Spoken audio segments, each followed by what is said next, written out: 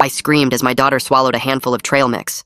Wait! Your allergies! My hands shook as I rummaged through one of the drawers and pulled out an EpiPen. But when I glanced back, my daughter Allie sat there perfectly fine, just staring back at me confused. What's wrong, Daddy? My wife Carol walked in from the living room, casual as could be. Don't worry, honey. Kids grow out of allergies all the time. The camp nurse explained that it happens. But tree nut allergies were lifelong, and Allie had been deathly allergic since she was born. But that only added to the other weird things I had found. When Allie had returned from camp, she looked eerily different.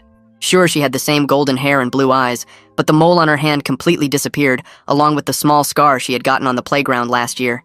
And Allie was taller, much taller, almost too tall for an 8-year-old. I asked my wife about it, but she just waved her hand dismissively. Kids grow and change. Maybe you just remembered things wrong? But when I tried looking for pictures at home to compare, I noticed it was all gone. Every single family photo had also mysteriously been removed from all the walls, the mantle, even the fridge. Only our wedding photos remained. Not a trace of Allie. Have you seen all our pictures? I asked my wife that night before heading to bed. She yawned. Oh, I was just redecorating. You know, just getting ready for the fall season. Maybe we can go out and take new family photos together tomorrow, she suggested. But the next morning, when I was looking for my old toolbox, I spotted the box of photos deep in the attic storage. And in every single one of them, Allie's face had been carefully cut out with scissors. That's when I tested her. I handed her a stuffed bear and asked if she liked the new ribbon for Mr. Spots. She glanced over at me with a sweet smile and pulled the bear to her chest, rubbing her cheek against its soft fur. I love it so much, Daddy. Thank you. I felt all the blood in my body drain. Mr. Spots wasn't a bear. Mr. Spots was her stuffed Dalmatian. One she had slept with every night for 5 years. This wasn't my Allie. I tried to hide my shaking hands in my pocket and smiled back at the imposter. Anything for you, sweetie. When Carol and Allie left the house to go shopping, I called her summer camp. Hello, this is Allie's father. I just wanted to thank you for taking such good care of her last week. There was a long pause. Sir? Allie never arrived at camp. We called your wife Carol multiple times looking for her, but she informed us there was a family emergency. Is everything all right, sir? I hung up feeling sick. If Allie never went to camp, where had she been? I pulled up our phone records. The camp had called 6 times that first day. Carol declined them all. But she'd made 41 calls that week to someone named Bruce. My hands shook as I searched his name on social media. There it was. A photo from 3 years ago at the park near our house. A woman holding a baby beside him, face turned away, but wearing the sterling silver bracelet I'd bought Carol when we first started dating. More recent photos showed Bruce with a little girl who looked exactly like the imposter upstairs. Same face, same eyes, different hair color. I heard Carol's car pull into the driveway. My heart raced as their voices got closer. I waited until the fake Allie went to her room before cornering Carol in the kitchen. The camp called, I said, watching her flinch. Something about Allie. Want to take a guess? She paused, then smiled at me. Did she leave something at camp? She never made it to camp, I said bluntly. Where's Allie? Carol laughed nervously. She's upstairs. I slammed my hand down on the kitchen counter. That's not Allie. I'm not stupid, Carol. Allie has a mole on her hand. This girl doesn't. Allie knows Mr. Spots. This girl doesn't. Allie is allergic to tree nuts. This girl isn't. I showed her the pictures with Bruce on my phone. Tell me the truth, or I'll have the cops find the truth for me. Carol's legs gave out. She collapsed into a chair and started sobbing. I was going to drive Allie to camp. I was. But Bruce texted me. He was leaving town forever and wanted to say goodbye. Just 1 hour, that's all I needed. So I dropped her off at a Shell station. She had her iPad and snacks. She promised to stay put. No strangers. I told her I'd be right back. Her voice cracked as tears fell. When I came back 3 hours later, she was gone. I searched everywhere. Everywhere! Then I found her at the bottom of the drainage ditch. I couldn't breathe. You left our 8-year-old alone for 3 hours? She choked on her words. I thought I could fix everything. I stared at her. By replacing our daughter with one you had during an affair? Where's Allie now? She bit her lip. I buried her in the woods behind the camp. Just then, we heard a gentle knock on the door. We both froze. Then the knock came again. I walked to the door and opened it. There stood the real Allie. On our porch, covered in mud from head to toe. Leaves and twigs tangled in her matted hair. Dirt caked under her fingernails like she'd clawed her way through earth. Can I have Mr. Spots? I rush forward and pull Allie inside, my hands already reaching for the hallway closet where we keep the clean towels. I grab every single one I can find and wrap them around her shaking body, my fingers pressing against her wrist to check her pulse while my other hand touches her forehead. She's cold and damp, but her heart is beating, her skin clammy under all the dried mud that cracks and falls off in chunks as she moves. Behind me, Carol stands frozen in the doorway, making these weird choking sounds like she can't breathe, but I ignore her completely because my daughter is alive, and that's the only thing that matters right now. Allie keeps whispering the same words over and over in this tiny, scared voice. Mr. Spots, Mr. Spots, Mr. Spots. Carol takes a step toward us and I spin around, positioning myself between them like a wall. Stay back! My voice comes out louder and harder than I meant it to. I yank my phone from my pocket and dial 911 with shaking fingers. Carol's face goes completely white and she starts talking fast, her words tumbling over each other. It was an accident. I can explain everything. Please just let me. I cut her off and speak directly into the phone. I need an ambulance right now. My daughter has been missing for a week and she just showed up covered in mud and dirt. She appears injured and needs immediate medical attention. The dispatcher starts asking questions, but I hear crying from upstairs, the other girl's voice calling out, and I can't deal with that right now because my real daughter needs me. I leave Carol standing there and run to Allie's actual bedroom, the one that's been empty all week. I grab Mr. Spots from where he's been sitting on the shelf, the Dalmatian's black spots and floppy ears exactly like I remember. I rush back and press him into Allie's muddy hands, and she clutches him to her chest immediately. Some of the panic in her eyes fades just a little bit, though she's still shivering hard despite all the towels wrapped around her. Where does it hurt, sweetie? I ask her gently, keeping my voice soft and calm, even though my insides are screaming. My head hurts, she whispers. And my hands. She holds up her small fingers, and I see the dirt packed deep under every single fingernail, dark and thick like she spent hours clawing through earth. The ambulance sirens get louder outside, and within 8 minutes the EMS crew is at our door. I give them a rapid summary while Carol tries to interrupt with her accident story again. My wife left our daughter alone at a gas station for 3 hours, I tell the lead paramedic directly, looking her right in the eyes. The summer camp called multiple times reporting Allie missing. My wife ignored those calls. I suspect this goes way beyond simple negligence. The paramedic's whole expression shifts from routine to alert. She makes a note on her clipboard and nods at her partner. They load Allie onto the stretcher carefully, securing her small body with straps while keeping Mr. Spots tucked under her arm. I climb into the ambulance with Allie while Carol follows in her car, and during the trip I hold my daughter's hand tight and promise her she's safe now. The paramedic asks Allie yes or no questions about pain, and Allie nods or shakes her head, still clutching Mr. Spots with her free hand. Through the ambulance window, I watch the familiar streets pass by. The same ones I drove yesterday thinking everything was normal when actually my whole life was built on lies. At the ER, a doctor takes charge immediately, her calm efficiency helping me focus as she examines Allie's vitals and orders tests for dehydration and possible head injury. Her name tag says Dr. Sandra Metz. She notes the scrapes on Allie's arms and legs, the dirt still embedded under every fingernail, and the way Allie flinches away from the bright exam lights. Does she have any allergies I should know about? Doctor, Metz asks while checking Allie's pupils. Yes, severe tree nut allergy, deathly allergic since birth. Doctor. Metz adds it to the chart with emphasis and keeps an EpiPen nearby on the medical tray. That small action makes me feel slightly less crazy after a whole week of being told I remembered things wrong. A hospital social worker appears within the first hour and asks to speak with me privately while nurses clean Allie up in the exam room. She explains gently that given the circumstances they're required to notify Child Protective Services. My stomach drops even though I know it's necessary and right. I tell her everything I know so far, about the camp calls Carol ignored, about finding all our family photos with Allie's face carefully cut out, about Carol's confession tonight that she buried our daughter in the woods. Detective Simon Sanders introduces himself in the ER waiting area with a quiet handshake and tired eyes that suggest he's seen too many cases like this one. He asks if I'm up for giving a statement, and I nod, grateful that someone official is finally taking this seriously. We sit in a small consultation room with plastic chairs, and he pulls out a notebook. Start from the beginning and take your time, he says. I walk Detective Sanders through the whole timeline, starting with Allie's return from camp looking different, the disappeared photos, the test I did with the bear instead of Mr. Spots, and finally Carol's confession tonight. My voice stays steady and factual until I get to the part about Carol saying she buried Allie, and then I have to stop and breathe for a minute while Sanders waits patiently. He doesn't rush me or act like he thinks I'm crazy or lying. He just nods and writes everything down in careful detail. Sanders asks about the other child, and I explain she's still at the house, that she's Bruce's daughter based on the social media photos I found earlier. I feel guilty even saying the word imposter because she's just a kid caught up in her parents' mess, but I don't know what else to call her. Sanders makes a note to send officers to secure the house and arrange proper care for Bruce's daughter, and I'm relieved someone else is handling that part because I can't think about anything except Allie right now. A nurse appears in the doorway and tells me I can see Allie now. I follow her down the bright hallway past other exam rooms where families deal with their own emergencies. She leads me to a room at the end where Allie sits propped up in a hospital bed that makes her look tiny. Her hair is damp and clean. The worst of the mud washed away, though I can still see traces of dirt in the creases of her neck.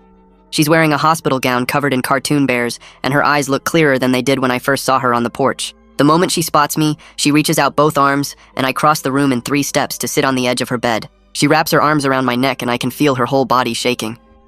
I hold her carefully, aware of the scrapes and bruises the nurses marked on her chart.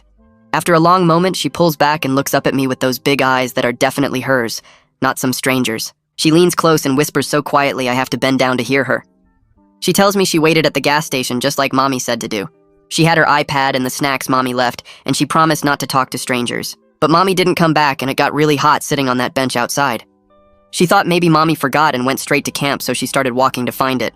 She saw a path into the woods that looked like it might be a shortcut, but then she slipped on wet leaves near this big concrete tunnel thing. She fell in, and there was gross water and mud everywhere, and she tried to climb out but kept sliding back down. Her hands hurt from trying to grab onto the concrete, and eventually she got so tired she just stopped trying and waited for someone to find her. I stroke her damp hair and tell her she was so brave and she's safe now. A woman with dark hair pulled back in a tight bun walks into the room carrying a tablet and a leather folder. She introduces herself as Keturah Shepard from Child Protective Services, and her voice is kind, but has this professional edge that makes my stomach tighten. She explains she needs to do a safety assessment to figure out the best place for Allie while the investigation moves forward. I nod and keep one hand on Allie's shoulder, while Keturah pulls up a chair and opens her tablet. She asks me about my work schedule, and I tell her I work 9 to 5 at an accounting firm downtown, with occasional overtime during tax season. She asks about my relationship with Allie, and I explain we've always been close, that I do breakfast and bedtime routine most days, because Carol works early shifts at the hospital. She asks about my housing situation, and I describe our 3-bedroom house in a decent neighborhood with good schools.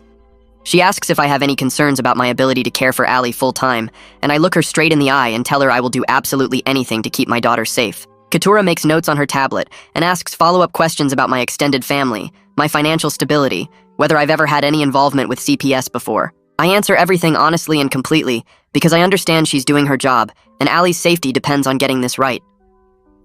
Outside in the hallway, I hear raised voices and recognize Carol's tone immediately. She's demanding to see her daughter, and a nurse is telling her she needs to wait in the designated area. The voices get louder and I tense up, moving closer to Allie, who shrinks back against her pillows. Detective Sanders appears in the doorway and holds up one hand to me before stepping out into the hall. I hear him speaking in that calm cop voice that somehow makes everything sound non-negotiable. A few minutes pass and he comes back into the room looking tired. He tells me Carol has been asked to wait in a separate area and won't be allowed near Allie's room. The relief hits me so hard, I have to take a deep breath to steady myself.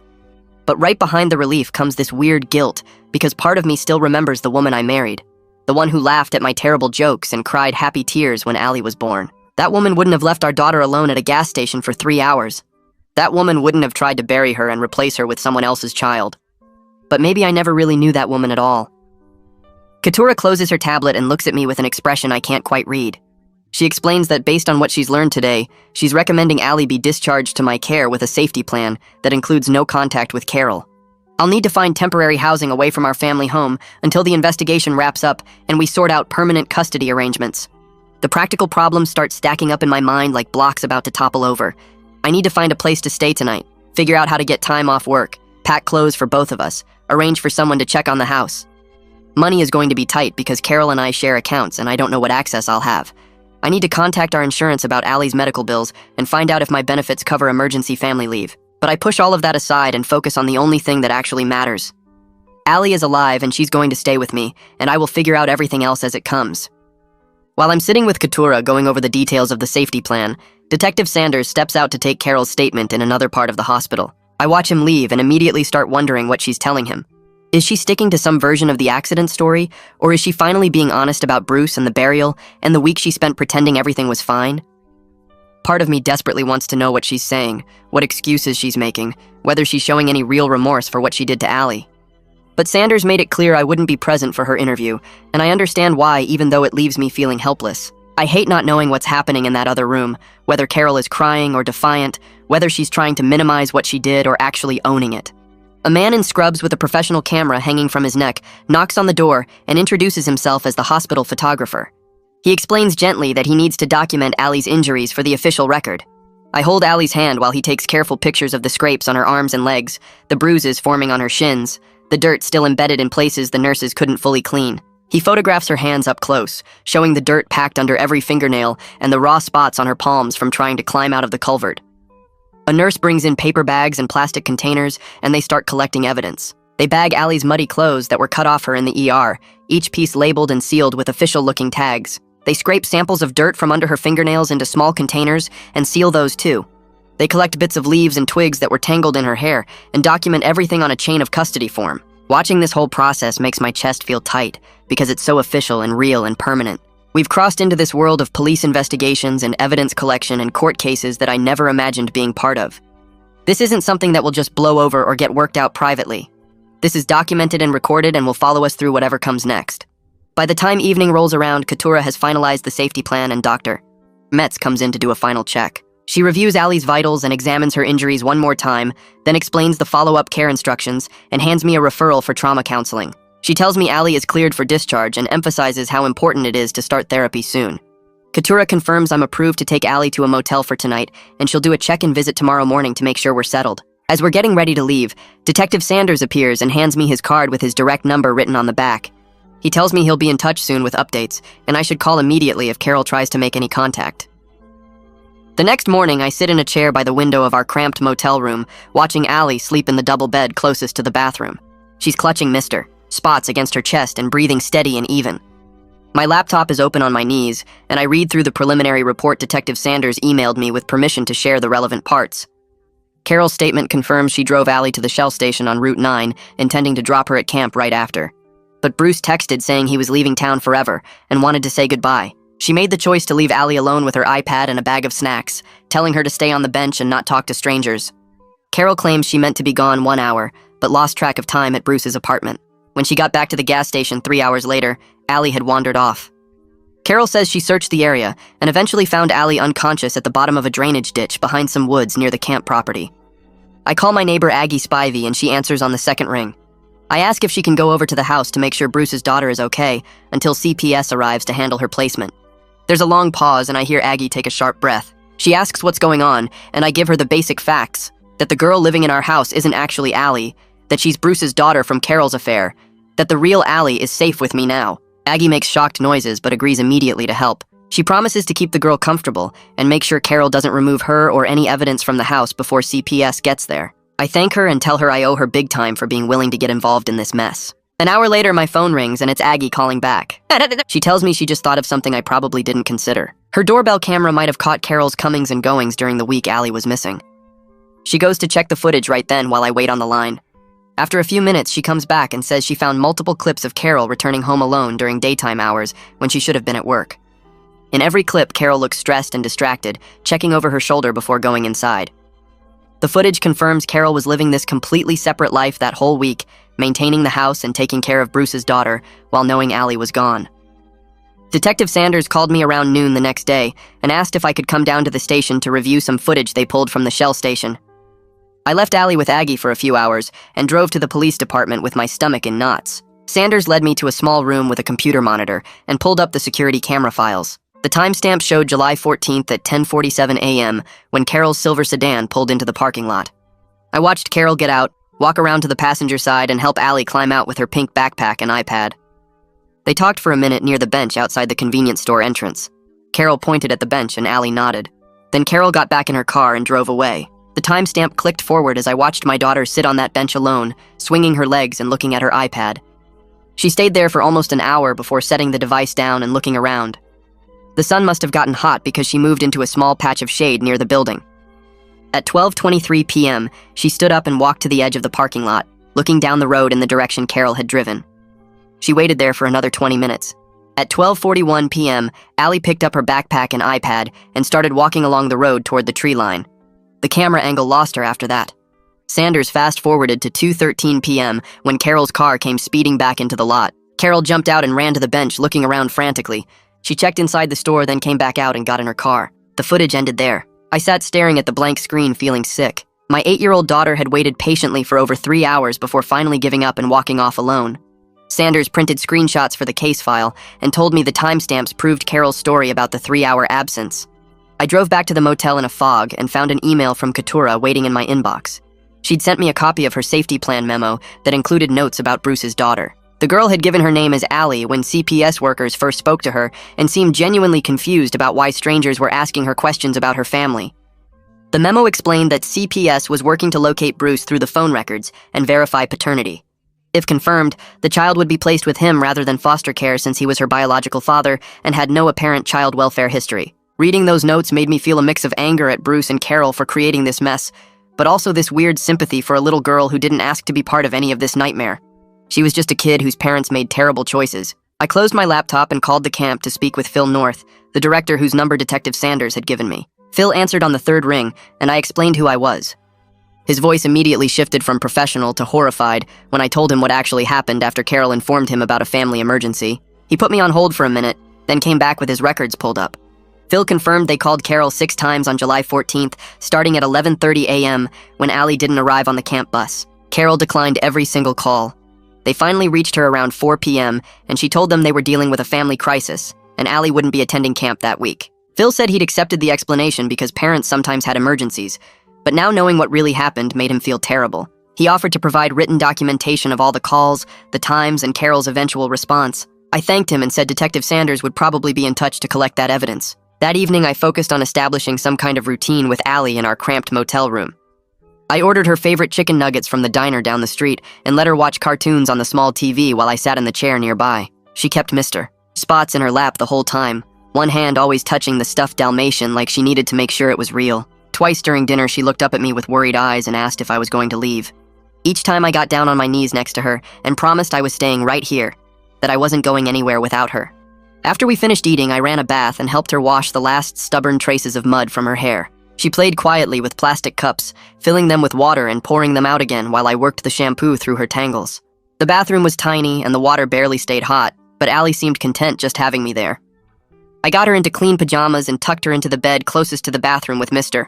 Spots under her arm. She fell asleep within minutes, exhausted from everything. The next morning, Detective Sanders called and asked if he could stop by to share some information. I met him in the motel parking lot while Allie watched cartoons inside. Sanders handed me printed copies of text message excerpts between Carol and Bruce that the phone company released with the warrant.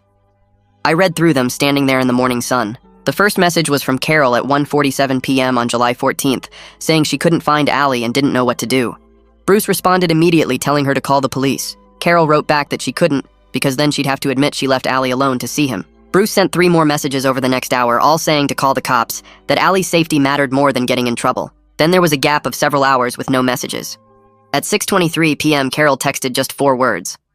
I found her, but it's bad. Bruce replied, how bad? Carol's response was 2 words. I fixed it. Reading those messages made me feel physically sick. The casual way they discussed my daughter's life, like she was a problem to solve instead of a child who needed help. I handed the papers back to Sanders with shaking hands, and he told me these would be key evidence in the criminal case. Later that afternoon, Katura called to tell me Allie had a forensic interview scheduled for tomorrow at the Child Advocacy Center. She walked me through what to expect in her calm, professional voice.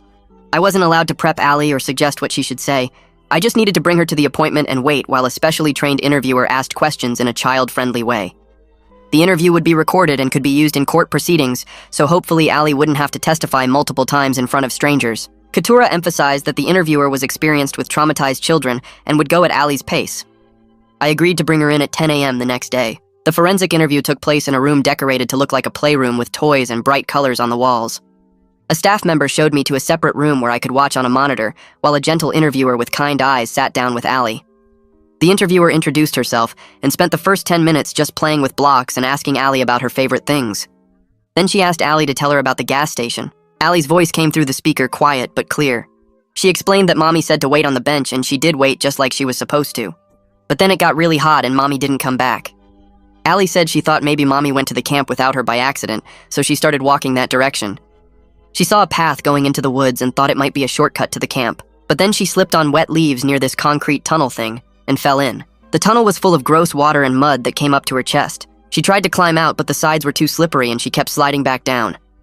Eventually, she got so tired she just stopped trying and sat there in the water. The interviewer asked how long she was in the tunnel, and Allie said she didn't know, maybe a really long time because it got dark. I watched my daughter tell this story while playing with a stuffed animal, her voice matter-of-fact like she was describing a normal day. After the interview, I held Allie tight in the waiting room while Katura thanked us for coming in. Detective Sanders organized a search team the same afternoon to check the woods behind the camp property. I got a call from him around 5 p.m. with an update. They found disturbed soil near a drainage culvert about half a mile from the main road. The area showed clear signs of recent digging with loose dirt and displaced leaves. The search team recovered Allie's iPad buried in a shallow hole nearby. The screen was cracked, but the device was intact and still had mud caked in the charging port. Sanders told me the location matched Allie's description perfectly, and they were sending soil samples to the lab. He said the preliminary assessment indicated the soil composition matched the dirt they'd collected from under Allie's fingernails at the hospital. That meant Carol really did find her in that culvert, and then made the choice to bury her there instead of getting help. The evidence was building a timeline that was both clear and horrible. 2 days later, Katura called with news that CPS successfully located Bruce through the phone records. He came in voluntarily for a paternity test and didn't contest it because he already knew the child was his. Katura arranged for supervised retrieval of his daughter's belongings from our house with a CPS worker present to make sure nothing went wrong. The little girl was placed in temporary CPS care at a foster home until the test results came back confirming Bruce as her biological father. Once that happened, she'd be transitioned to his custody with a support plan and follow-up visits. I felt strange knowing she was in the system now because of choices her parents made. I hoped Bruce was actually capable of taking care of her properly and wouldn't mess up her life any more than it already was. That same week, Aggie called and said I should talk to a family attorney she knew named Samir Leone, who handled difficult custody cases. I made an appointment and met Samir at his office in a converted house downtown. He was younger than I expected, with sharp eyes and a calm way of talking that made me feel slightly less panicked. I spread out all my documentation on his desk, including the police reports, CPS memos, medical records from the ER, and my own timeline of events. Samir reviewed everything with an impressed nod at how organized I'd kept everything. He explained we needed to file for emergency custody immediately and get a protective order keeping Carol away from both me and Allie. The legal fees made my stomach hurt when he quoted them, but Samir offered a payment plan that broke it into monthly amounts I could maybe manage. I agreed because I didn't have any other choice, and keeping Allie safe was worth going into debt. Samir called me 2 days later to say he filed the motion that morning at the courthouse. He walked me through what he submitted, all the police reports and CPS documents and medical records from the ER bundled together in one thick packet. The motion asked the judge to give me full custody right away and keep Carol away from both me and Allie. Samir said we should hear back within a few days, maybe a week at most. He told me judges usually grant these kinds of emergency requests when there's clear danger to a child, but he warned me nothing is guaranteed in family court. Some judges move fast and some judges take forever, and we just had to wait and see which kind we got. I thanked him and hung up, feeling like at least something was moving forward, even if it was slow. That afternoon, my boss called while I was sitting in the motel room watching Allie color at the small desk. He asked how I was doing and if everything was okay with my family. I kept my answer vague, just saying we had a serious family crisis and I needed some time off to handle it. He was nice about it and said he understood, but then he explained the leave policy. I had 2 weeks of paid time off saved up, and after that, any additional leave would be unpaid. My stomach dropped because I knew 2 weeks wasn't going to be enough time to sort out everything with lawyers and courts and CPS. He told me to keep him updated and said the company would work with me as much as they could. I promised I would stay in touch and ended the call. Then I went into the bathroom, closed the door, and let myself freak out quietly for 5 minutes. I sat on the edge of the tub with my head in my hands, thinking about money and bills and how I was going to pay for everything. The legal fees, the motel, food, gas, medical bills, everything was piling up and my income was about to drop to 0 after my paid leave ran out. I made myself breathe slowly and count to 10 over and over until the panic faded a little. Then I washed my face and went back out to sit with Allie like nothing happened. The next morning, we had a follow-up appointment with Dr. Metz at her clinic. She checked Allie's arms and legs where the scratches were healing and said they looked good, no signs of infection. She asked Allie gentle questions about whether her head hurt or if she felt dizzy. Allie said her head hurt really bad at first, but it felt better now. Dr. Metz nodded and made notes on her tablet. Then she turned to me and handed me a referral card for a therapist named Dr. Fleming, who works with kids who went through bad things. She told me not to wait to make the appointment, that getting Allie into therapy right away would make a big difference in how she handles everything that happened. I took the card and promised I would call that day. Dr. Metz smiled at Allie and gave her a sticker before we left. I called Dr. Fleming's office from the parking lot and got Allie scheduled for an intake appointment later that week. 2 days after that, Detective Sanders called with an update about the evidence. He said the crime lab finished analyzing the soil samples they collected from the drainage site and from under Allie's fingernails. The dirt matched perfectly, same composition and everything. This proved Allie really was at that culvert trying to dig her way out, exactly like she told the forensic interviewer. Sanders said this evidence was huge because it backed up Allie's story and also proved Carol was telling the truth about finding Allie there. It meant Carol really did find our daughter in that ditch and then chose to bury her instead of getting help. The thought made me feel sick all over again, but I thanked Sanders for the update. He said the prosecutor was building a strong case and I should expect to hear more soon. That same afternoon, I got a call from a number I didn't recognize. I let it go to voicemail and then saw the notification pop up. My hand stayed frozen over the play button for a long time. Part of me wanted to hear what Carol had to say, wanted to hear her voice and maybe get some kind of explanation that would make sense of everything. But Samir told me clearly not to engage with her at all, just document any contact and forward it to him or Sanders. So I sent the voicemail straight to Sanders without listening to it, and then blocked the number. It was harder than I expected, not listening. Even after everything she did, I still had this stupid urge to hear her out. But I followed Samir's advice because keeping Allie safe mattered more than my need for answers. 3 days later, I got a call from Samir saying the judge granted our emergency motion. He emailed me a copy of the court order, and I read it on my phone while sitting in the motel parking lot. The official language said I had temporary sole custody, and Carol was prohibited from contacting Allie or coming within 500 feet of wherever we were staying. Reading those words in black and white legal text made everything feel real in a way nothing else had. The court system agreed with me. A judge looked at all the evidence and decided Allie wasn't safe with her mother. I felt relief wash over me, but also this deep sadness, like I was mourning the family we were supposed to be. Carol and I were supposed to grow old together, raise Allie together, be a team. And now a court order said she couldn't even be near her own daughter. The next day, Keturah came to the motel to do a home check. She walked through our tiny room looking at everything, checking that we had clean sheets and food in the mini fridge and that the bathroom worked properly. She asked me questions about how long we planned to stay here and what my plans were for more permanent housing. I told her I was looking at short-term rentals, but money was tight since I was living on one income now.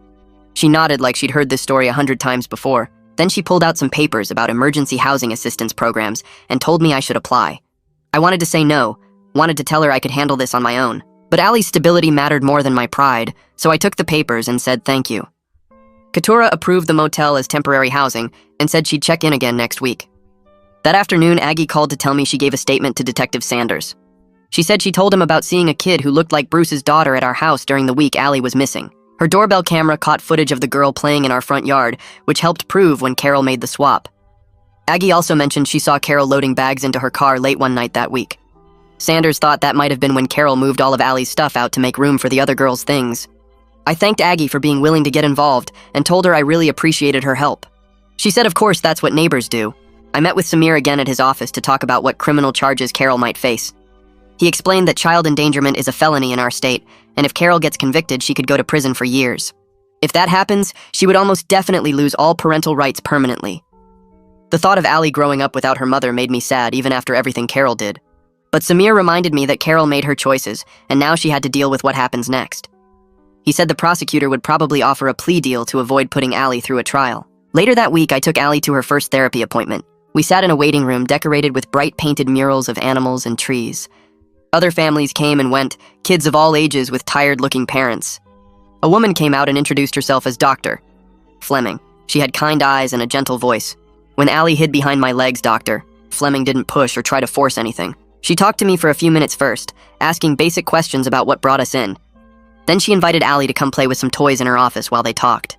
Allie looked up at me and I nodded that it was okay. I sat in the lobby for the next 40 minutes trying not to imagine what my daughter was telling this stranger about gas stations and ditches and dark water. The office door opened and Fleming stepped out, gesturing for me to come back. She sat down across from me in a small consultation room and pulled out a notepad. She explained I should keep things normal at home, stick to regular routines and bedtime so Allie feels safe. She told me not to ask her leading questions about what happened at the gas station or in the ditch, just let her bring it up if she wants to talk. Fleming said kids Allie's age usually work through bad experiences by playing instead of talking about feelings directly, so I shouldn't worry if she doesn't want to discuss it. The advice made me feel a little less lost, like there were actual things I could do to help instead of just waiting and hoping. A few days later, Keturah called to tell me Bruce had contacted CPS through his own lawyer about getting custody of his daughter. The paternity test came back confirming he was the biological father of the girl who had been living in our house as Allie. CPS started an expedited review to see if Bruce could take her, doing background checks and visiting his home to make sure it was safe. I had mixed feelings about the whole thing because Bruce was part of the affair that caused all this mess in the first place. But his daughter didn't ask for any of this, and she deserved to be with her real dad if he could take care of her properly. Sanders called me later that week with an update about Carol's story, which kept changing as more evidence piled up against her. At first she claimed it was all an accident, but now she was saying it was a panic response when she found Allie unconscious in the culvert. Carol admitted she thought Allie was dead when she found her lying there in the water. And mud, so she made a split-second choice to bury her in the woods and swap her with Bruce's daughter instead of calling for help and facing what she'd done. Sanders said Carol's lawyer was trying to sell this as a mental breakdown, like she just snapped and wasn't thinking clearly. But Sanders pointed out the cut photos in the attic, and the whole week Carol spent pretending everything was fine, which showed way more planning than just panicking in the moment. The motel bills were eating through my savings way faster than I thought they would, and I started looking at my bank account every morning with a sick feeling in my stomach. I needed to make some hard choices about money. I took photos of my camera equipment and posted everything online for sale, the nice digital camera and all the lenses I'd saved up for over 3 years. Strangers started showing up in the motel parking lot to look at the gear, turning the lenses over in their hands and asking about shutter counts. Each time I handed over a piece of equipment and took their cash, I felt like I was giving up a part of myself. But I smiled and made small talk about aperture settings, because this is what you do when you're a parent, and your kid needs stability more than you need hobbies. That night, Allie woke up screaming, and I bolted out of my bed to get to her. She was sitting up with her eyes wide open, sobbing about dark water and something heavy pressing down on her chest. I climbed into bed next to her and pulled her against me, rocking her slowly while she cried into my shirt. I didn't ask her to explain what she saw or tell me details about the dream, just held her close and whispered that she was safe now, that I was right here, and nothing was going to hurt her ever again. After a while, her breathing got slower and steadier, and she fell back asleep still holding Mr. Spots tight against her chest. I stayed awake for the rest of the night watching her breathe, counting each rise and fall of her chest to make sure she was really okay. Katura sent me an email a few days later with part of the CPS case notes attached. The notes said Carol had asked for supervised visits with Allie, but CPS denied the request until the criminal charges got resolved. They cited Allie's ongoing trauma symptoms and how serious Carol's actions were as reasons to keep them apart for now. I felt guilty for being relieved when I read that, like I should want Allie to have access to her mother no matter what happened. But mostly I just felt grateful she didn't have to see Carol right now, while everything was still so fresh and scary. Sanders called again to tell me he needed a DNA test for Allie to shut down any possible claims Carol might make about getting the wrong kid or being confused about identities. I was annoyed that we even had to do this when I knew my own daughter, but Sanders explained it was about making the case completely airtight, so Carol's lawyer couldn't poke holes in anything. We drove to the lab the next morning, and Allie was really brave while the technician swabbed the inside of her cheek. I bought her a big ice cream sundae afterward with extra sprinkles, because these tiny treats were one of the few things I could actually control right now. I spent my lunch breaks looking at rental listings online, scrolling through photos of small houses and doing math in my head about whether I could afford them. Finally, I found a 2-bedroom place in a decent neighborhood that would stretch my budget to the limit but seemed safe and clean. I drove over to see it and the landlord showed me around, pointing out the new locks on the doors and the fenced backyard. My hands shook when I signed the lease because I was committing to something I could barely afford, but Allie needed a real home instead of a motel room. Moving day was completely exhausting, coordinating with the police to go back to the family house and get our stuff while Carol was required to stay away. I loaded boxes into a borrowed truck while officers stood watch, making sure Carol didn't show up and cause problems. At the new house, I set up Allie's bedroom first, hanging the few photos I'd managed to save from the attic and arranging her toys exactly the way she liked them so the space would feel familiar and safe instead of strange and scary. Phil sent me an email with the camp's official incident report about the drainage culvert where Allie fell. The report showed the camp had contacted the county multiple times over the past 2 years about the hazard, asking them to cover it or put up better fencing, but nothing ever got done. Reading through all the ignored warnings made me so angry, I had to put my phone down and walk around the block to calm down. All these systems that were supposed to prevent disasters just moved too slow or didn't care enough, and if anyone had done their job properly, maybe Allie never would have ended up trapped in that ditch. I forwarded the whole report to Sanders in case it mattered for the investigation. A week later, Katura called to tell me Bruce's paternity was officially confirmed, and CPS had approved him for placement after checking everything out. His home visit went well and his job was stable, so they were moving his daughter into his care with a support plan and regular follow-up visits to make sure things stayed okay. I felt strange knowing she was out there somewhere starting a completely new life. This little girl who lived as my daughter for a week, but never really was mine at all, and I hoped Bruce would do better by her than he did by Allie when he chose to keep the affair going for 3 years. 2 days later, I had an appointment at the CPS office to sign some paperwork about Allie's case status. I walked into the waiting area and saw Bruce sitting 3 chairs down from where I needed to check in. We both froze when we made eye contact, and the air got thick and uncomfortable between us. He stood up and took a step toward me with his hands shoved in his pockets. I could tell he wanted to say something by the way he kept opening his mouth and closing it again. Finally, he managed to get words out about how sorry he was for everything that happened and how he never meant for any of this to hurt Allie. I held up my hand to stop him before he could finish because I didn't want to hear excuses or apologies that wouldn't change anything. I told him the only thing that mattered now was whether he took proper care of his daughter and gave her the stable life she deserved. He nodded slowly and looked down at his shoes while I signed in at the front desk. We stood there in awful silence for another minute, and I could feel both of us thinking the same thing without saying it, that our kids needed to come first no matter how much anger sat between us. When the receptionist called his name, he walked past me toward the back offices, and we didn't shake hands or say goodbye. Later that afternoon, I met with Dr. Fleming for a parent check-in session without Allie present. She explained that Allie's therapy sessions kept coming back to themes about control and feeling powerless, which made sense after being abandoned and trapped in that ditch. Dr. Fleming suggested I start offering Allie small choices throughout the day to help her feel like she had power over her own life again. She said it could be simple things like asking which shirt Allie wanted to wear or what she preferred for breakfast, just giving her the chance to make decisions instead of having everything decided for her. I started doing it that same evening when we got home. I laid out 2 different shirts on Allie's bed and asked which one she wanted to wear tomorrow. She picked the blue one with the stars and seemed surprised that I was asking, instead of just telling her what to put on. At dinner, I gave her options for her sandwich and let her choose which cup to use for her milk. These were tiny, meaningless choices that didn't really matter, but I noticed Allie's shoulders relaxed a little when she got to pick things herself. Over the next few days, I kept it up with everything from which shoes to wear to what show to watch before bed. Allie started making her choices faster and with more confidence, like she was remembering she was allowed to have opinions about her own life. The following week, Detective Sanders called to tell me he'd gotten a search warrant approved for our old house. He wanted to go back and properly document the attic where I'd found the box of cut photos, since that evidence was crucial for showing Carol's planning. I met him there along with 2 other officers and a forensic photographer. Walking back into that house felt strange and wrong after everything that happened there. We went straight up to the attic, and I showed Sanders exactly where the box had been stored under some old blankets. The photographer took pictures of the location first. Then they carefully removed the box and brought it down to the dining room table for better lighting.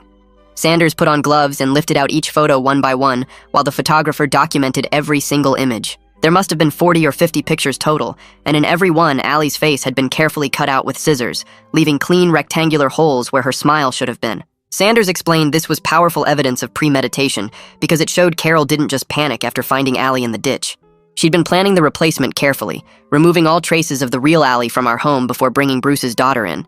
The systematic way she'd cut out every face proved she was thinking clearly and making calculated choices rather than acting in some kind of mental breakdown. They bagged each photo separately and labeled everything for the evidence chain. A few days after that, the DNA test results came back in a thick envelope from the lab. I sat at the kitchen table and opened it with shaking hands, even though I already knew what it would say. The report confirmed with scientific certainty that Allie was the biological daughter of both me and Carol, matching our DNA profiles with over 99% probability. I never doubted for 1 second that the girl who showed up on my porch was my real daughter, but seeing it written out in official lab language felt good anyway. It was like the universe was backing me up and confirming what I'd known in my bones from the moment I saw her. I made copies of the results and drove them over to Samir's office so he could add them to our custody case file.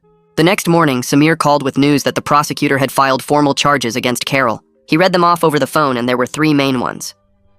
Felony child endangerment for leaving Allie alone at the gas station and failing to get her medical help after finding her in the ditch. Tampering with evidence for cutting up the photos and trying to hide what she'd done. Filing a false report for lying to the camp about a family emergency. Samir explained each charge carried serious penalties, and together Carol could face years in prison if convicted. He said Carol's lawyer would probably try to work out a plea deal rather than go to trial because trials were risky and unpredictable. The prosecutor had signaled she was open to plea discussions, but wanted real consequences that matched how serious Carol's actions were and how much harm they caused Allie. I asked Samir what a plea deal would mean, and he said it could involve Carol pleading guilty to reduced charges in exchange for a specific sentence recommendation. The benefit would be that Allie wouldn't have to testify in court and relive everything in front of strangers. 2 weeks before the preliminary hearing, Samir had me come to his office for practice sessions. He explained I'd need to testify about finding Allie on the porch and what Carol confessed to me that night. He coached me to stick to just the facts and not let my emotions take over on the witness stand. He said I should answer only what the lawyers asked me and not volunteer extra information or go off on tangents. We practiced with him asking me questions and me giving short, clear answers. He'd stop me whenever I started adding too much detail or getting worked up and remind me to breathe and focus. I went home and practiced more in front of the bathroom mirror, saying the words out loud until I could get through the whole thing without my voice shaking.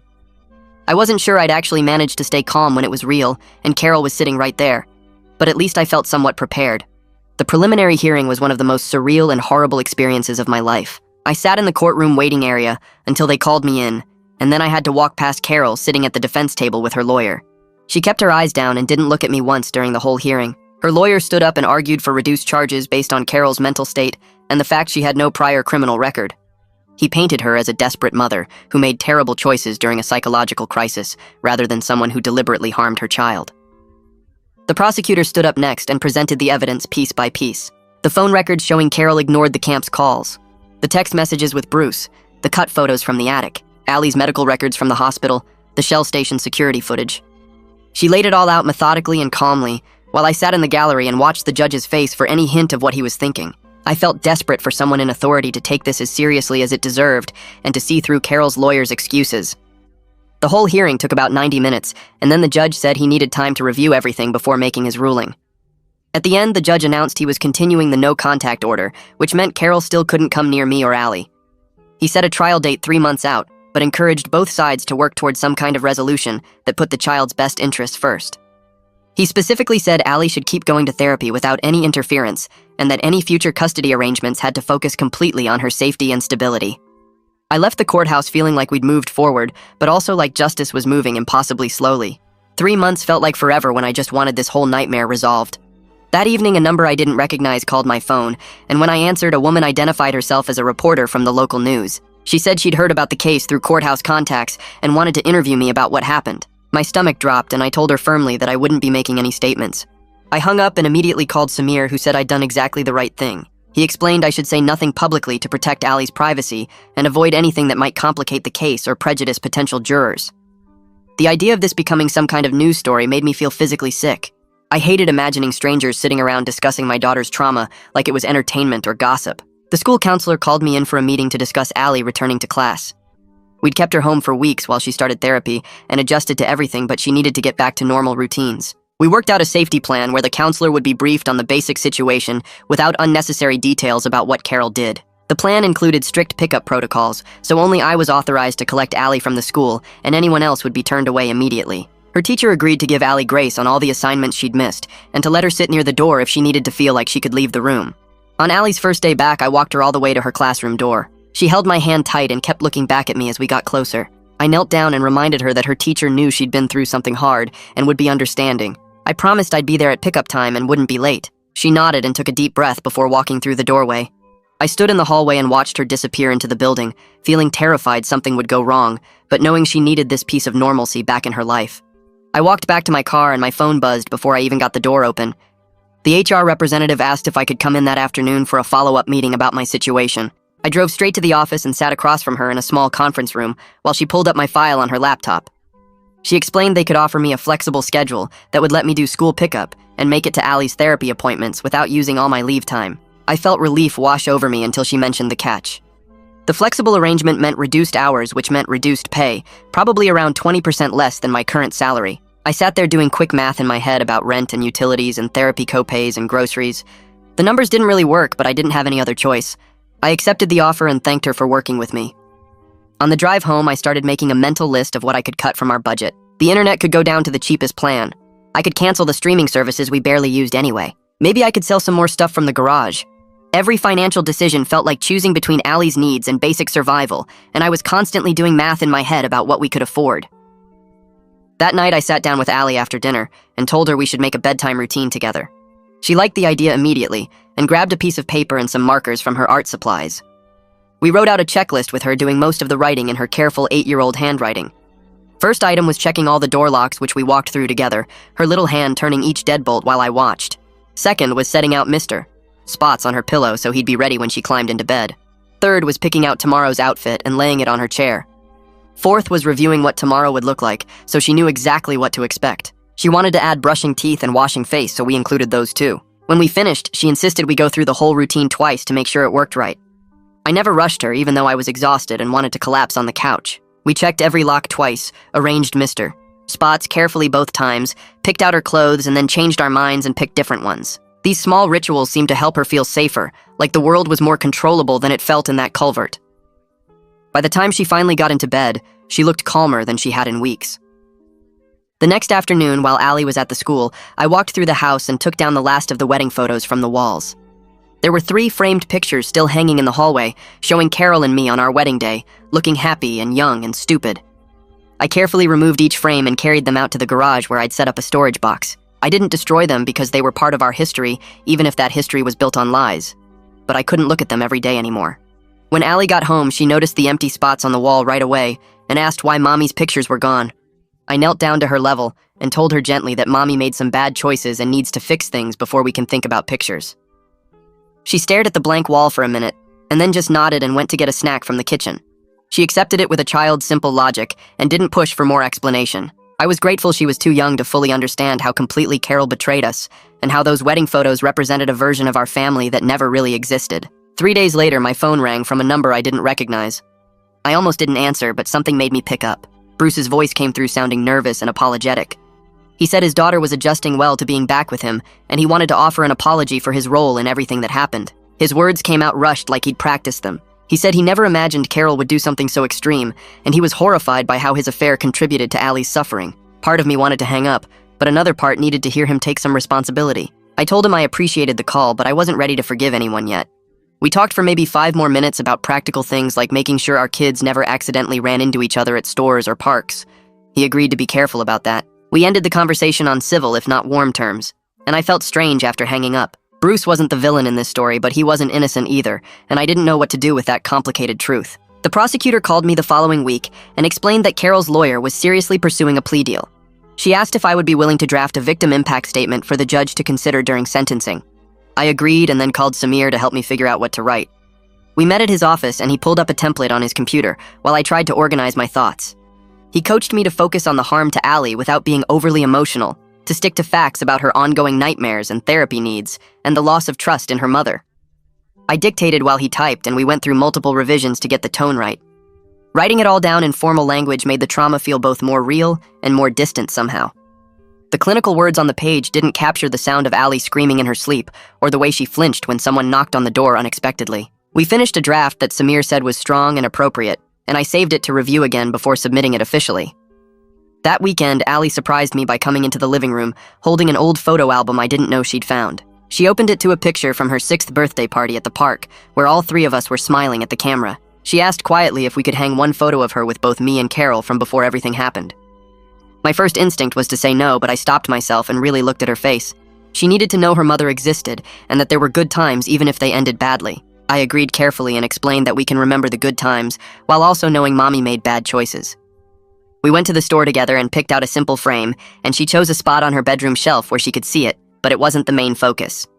We framed it together with her helping to position the photo just right behind the glass. I watched her work with fierce concentration, and I was amazed by her capacity to hold complicated feelings that most adults struggled with. 2 weeks later, Samir called to tell me Carol was entering a guilty plea. I drove to the courthouse and sat in the gallery while her lawyer stood up and announced she was pleading guilty to reduced charges of felony child endangerment. The prosecutor read out the sentence recommendation, which included probation, mandatory mental health treatment, and community service rather than prison time.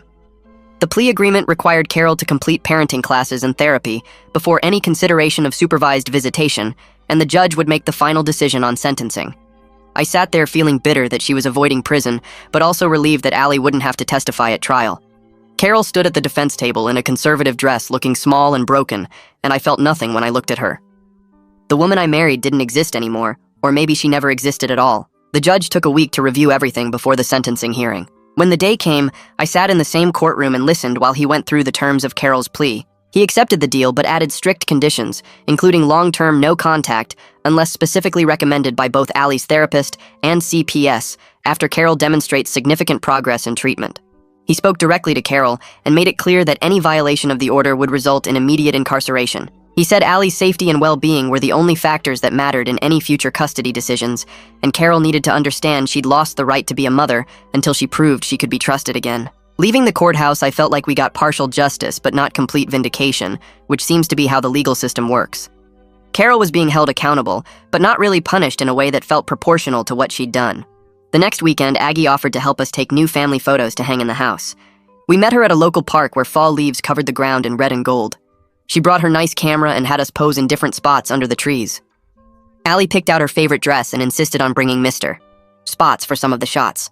We took dozens of photos with just the 2 of us making silly faces and serious faces and everything in between. Aggie was patient and kind and made Allie laugh, which resulted in some genuinely happy pictures. We didn't post them anywhere or share them publicly because this was just for us to mark our fresh start. When we got the prints back, Allie picked out frames shaped like stars and insisted on arranging them herself on the wall in our living room. I watched her create our new family gallery with fierce concentration, carefully spacing each frame and making sure they were level. These photos showed who we really were now, just the 2 of us building something new from the broken pieces. The financial strain didn't magically disappear just because the legal case was resolved. I juggled payment plans with Samir for his legal fees, therapy co-pays every week for Ali's sessions, and basic living expenses on my reduced income. I picked up extra weekend shifts doing freelance work after Ali went to bed, sitting at my laptop until midnight editing photos for other people's happy occasions. Some days I survived on coffee and determination, but we were making it work. The house stayed warm, and the fridge stayed full, and Ali had everything she needed even if I was running on empty. I kept a detailed budget spreadsheet and updated it constantly, moving money between categories like a chess game. Every bill that got paid on time felt like a small victory, and every month we made it through without going into debt was proof that we could survive this. I glance at the clock on my nightstand showing 3:47 a.m. and quietly push open Ali's bedroom door for the second time tonight. She lies curled on her side with Mr. Spots tucked under her arm, her chest rising and falling in the steady rhythm of deep sleep. No thrashing, no crying out, no sitting up confused and scared like she has every night for months. I stand there watching her peaceful face for a full minute, afraid that if I look away she'll wake up screaming about dark water and heavy dirt pressing down, but she just keeps sleeping. Her small hand relaxed against the Dalmatian's worn fur, and I feel something tight in my chest start to loosen just a fraction.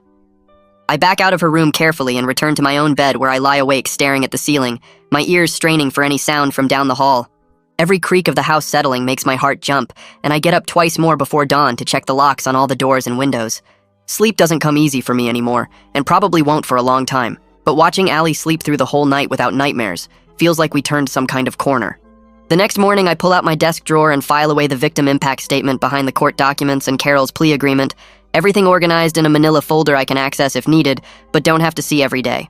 Tomorrow is Thursday, which means therapy for Ali, followed by our regular stop for ice cream at the place near the park, where she always gets chocolate chip. Our weeks have a rhythm now, predictable and safe, and even though the scars from everything haven't magically disappeared, I can see us building something new. Every ordinary Thursday feels like proof that we survived, that we're still here making memories, and that's worth celebrating even if nobody else would understand why getting ice cream matters so much.